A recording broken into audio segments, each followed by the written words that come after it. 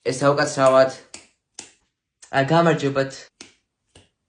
ხო, შენ გელაპარაკები, ეს არის საქართველოში მწერალთა პირველი კავშირი, რომლის საუკუნეში შეიქმნა, აი იმდენი ლარი.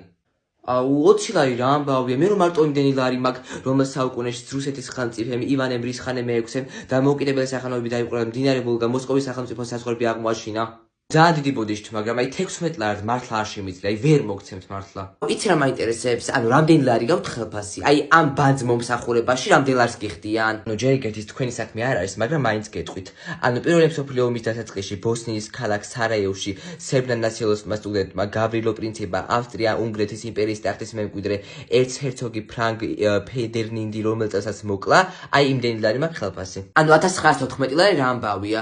ანუ იცით რა ცუდად არ მიიღოთ, მაგრამ ანუ საქართველოსა და ქართველები ადამ ოლვერაუსის მოგზაურობის წიგნში ქვეყანაში დამზადებული ყოველი საპლანე აბრეშუმისთვის ჩაჰი რამდენ რაიხსტალერსაც იღებდა, მაგდენ ლარსაც კი არ ემსახურებთ ხელფასად. და საერთოდ თქვენი მენეჯერი სად არის? სად არის უკაცრავად